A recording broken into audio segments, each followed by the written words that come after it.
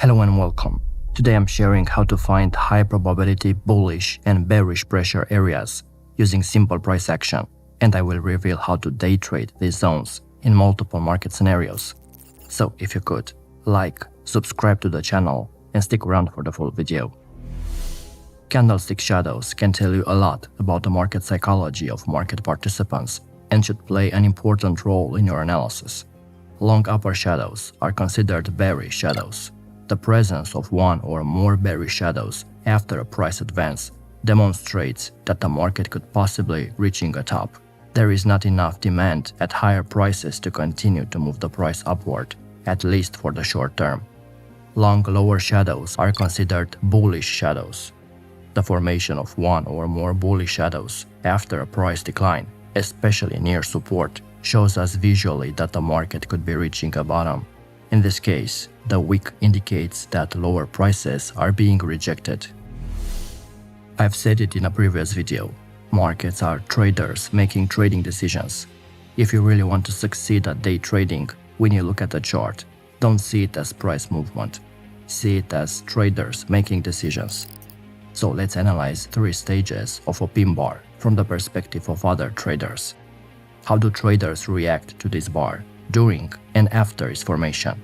The best way to examine this price bar is to consider the perspective of traders who transacted at the extremes of the bar. Group 1 sold at the bar high. Group 2 bought at the bar high. Group 3 sold at the bar low. And Group 4 bought at the bar low. Traders who sold at the high of the bar in stage 1 felt like geniuses in stage 2.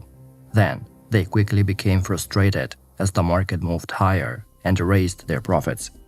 Traders who bought at the high of the bar in stage 1 were constantly watching the bar erode their trading account. Stage 2 was the worst time for them. In stage 3, they felt relieved when the bar ended the way it did. Traders who sold at the low of the bar in stage 2 are in the worst case scenario. The market didn't move a single tick in their favor. Traders who bought at the low of the bar in stage 2 are the happiest. They didn't suffer a single tick against them. So in the case of a large wick candle, we have 4 types of traders. Sellers who are scared, likely to cover shorts. Buyers who are optimistic, likely to hold longs. Sellers who are demoralized, likely to cover shorts. And buyers who are confident, likely to hold longs and even add more. So why is this important? Well, together, they are likely to produce buying pressure. The traders who are short want to cover, so they are creating demand.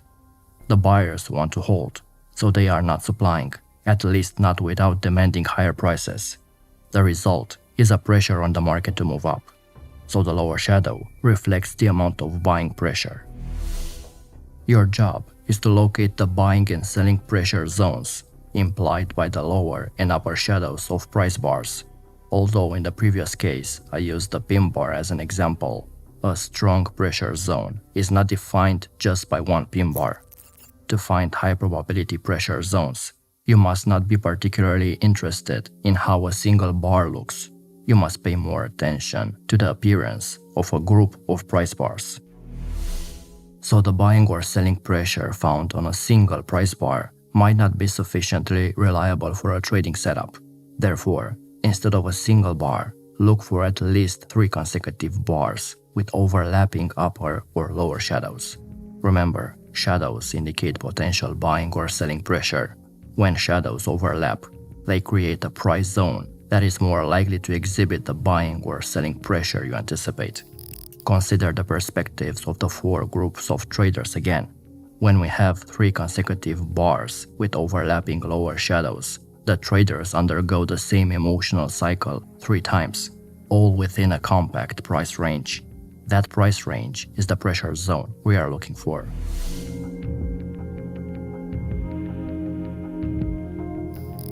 A bullish pressure zone is easy to identify. You can mark it out as a zone on your charts. Find 3 consecutive bars with overlapping lower shadows. Mark out the lowest low among the 3 bars. Mark out the lowest closing price of the 3 candle bodies, so exclude the shadows. and the area between these two price levels is the bullish pressure zone.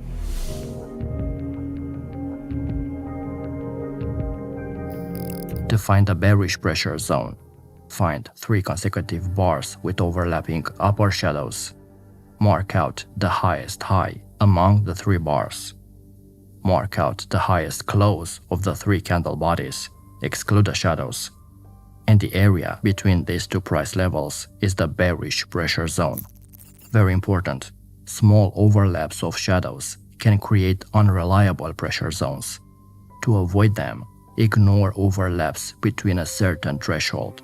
For trading higher timeframes, 1 hour or above, consider increasing the threshold as necessary. Here's the long pressure zone trading plan. Find a bullish pressure zone. Buy above the next bullish bar that overlaps with the pressure zone and closes above it. The 3rd bar of the pressure zone is acceptable if it's bullish. If the price returns once again to the bullish pressure zone and forms another signal candle, you can re-enter. This is similar to supply and demand trading. If price breaks below the pressure zone, the setup becomes invalid. And here's the short pressure zone trading plan. Find a bearish pressure zone. Sell below the next bearish bar that overlaps with the pressure zone and closes below it. The 3rd bar of the pressure zone is acceptable if it's bearish. If the price returns once again to the bearish pressure zone and forms another signal candle, you can re-enter. And if price breaks above the pressure zone, the setup becomes invalid. Here we have an uptrend. This swing high maintained the excellent bullish momentum by moving above the previous swing high. After such a bullish move, expect the market to react with some bearish or sideways action.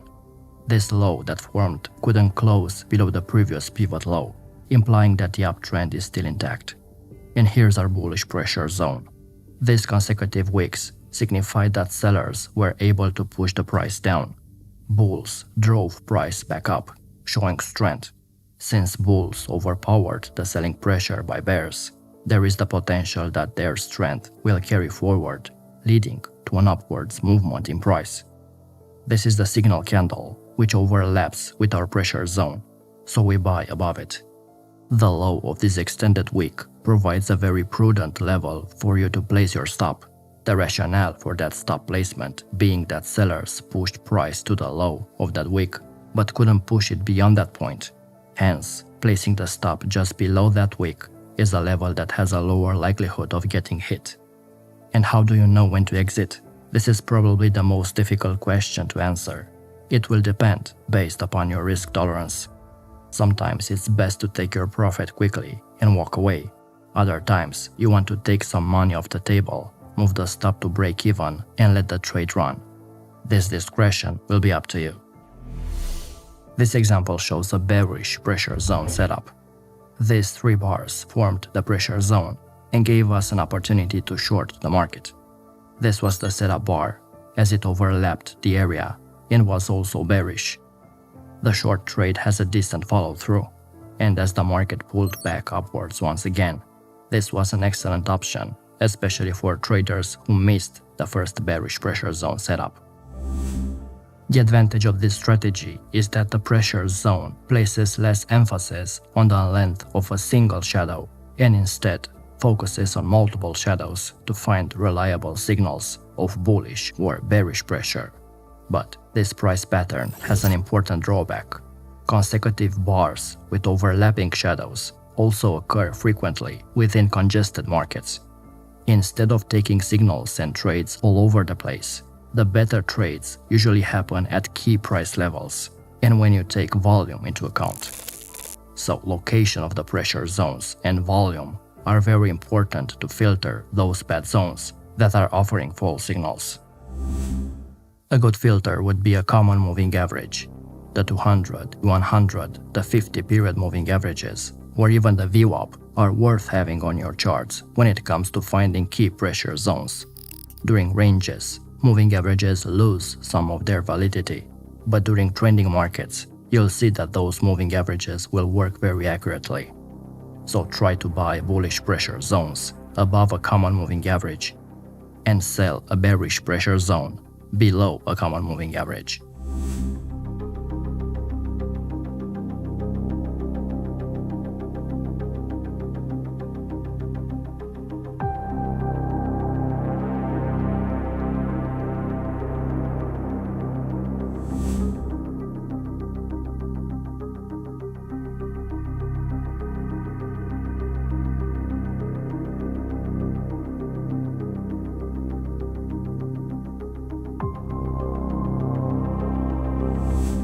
Higher timeframe support and resistance levels add a great layer of additional confirmation and confluence to these pressure zones.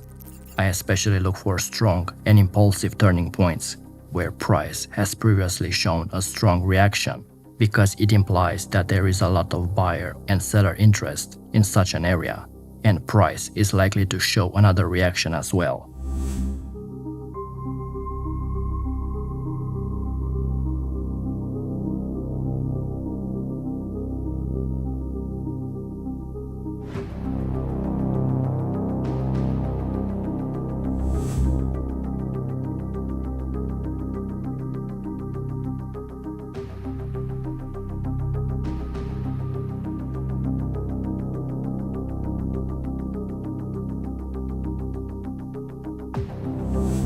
Trend lines and channels are also great confluence areas.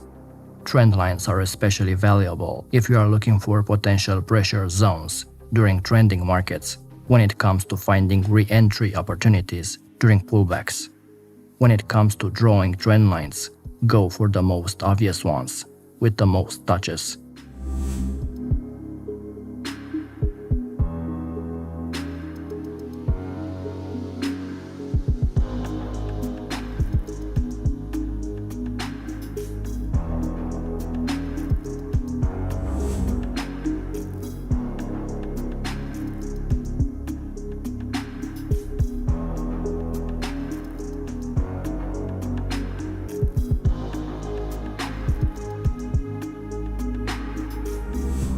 My favorite dynamic support and resistance levels are pivot points. Pivot points are based on the previous day's high, low and close, so they don't change throughout the current day. I mostly pay attention to the central pivot point and S1 and R1 levels. So when you spot a pressure zone that forms at the pivot level, that's a high probability trade. Also, the take profit aspect becomes much easier. You exit a part of your position at the next pivot levels.